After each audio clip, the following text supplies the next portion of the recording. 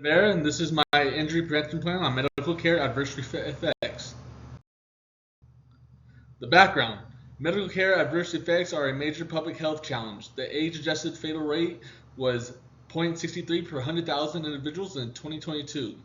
The South has the highest regional crude rate at 0.68 per 100,000, with Vermont, Mississippi, and Kentucky having the highest state rates. Specific populations are at increased risk, including black individuals with a crude rate at 0.99 per 100,000 and males at 0.71 per 100,000. The highest rates among individuals age 85 and older, 6.63 per 100,000. The annual financial impact of preventable adverse events in the U.S. is estimated at $17 billion, with a broader social cost reaching nearly $950 billion.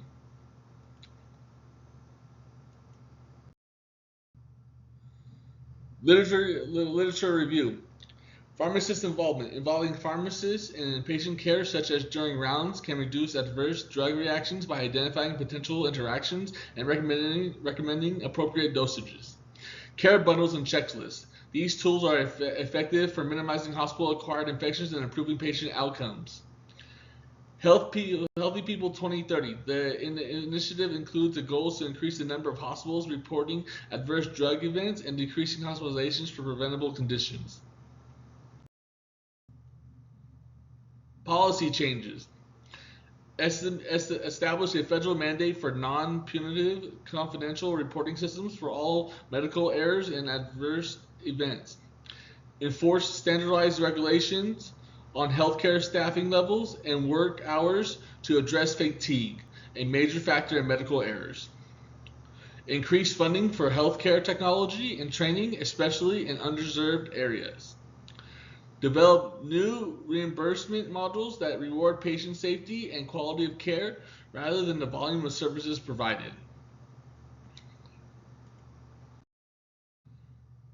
My proposed intervention adopts the Haddon Matrix framework to examine the adverse effects of medical care across the phases before, during, and after an event. The goal is not only to prevent errors from occurring, but also to mitigate harm when an error does occur, and to learn from these events to prevent future ones. Enhance electronic health records, EHR, and alert systems. The strategy behind it is to upgrade EHRs with a user-friendly medication resolution model and an advanced clinical decision support system. This acts as a primary prevention strategy. In the Haddon Matrix Analyst pre-event agent, the EHR with its alert system helps identify potential hazards early on.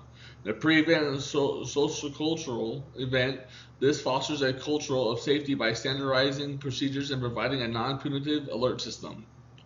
Second option, standardized communication and hands-off protocols. The strategy is to implement a standardized protocol like SBAR, Situation Background Assessment Recommendations, for all patient hands-off. This is a secondary prevention strategy. The Haddon Matrix Analyst. Event, human. SBAR reduces human error by providing a clear and organized communication method, reducing the chance of mixed-up messages. Event, sociocultural environment. It creates an organized environment for information sharing and teamwork.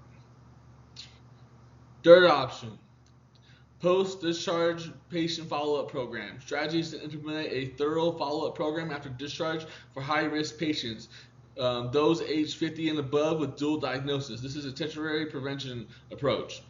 Haddon's Matrix Analyst. Post-event human. It promotes patient empowerment by providing education and support, allowing them to manage their health confidentially at home and reducing the likelihood of re-injury. Post-event physical environment.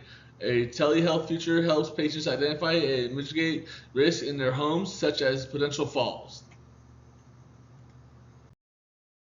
My references I use to establish my prevention plan on medical care and adverse effects.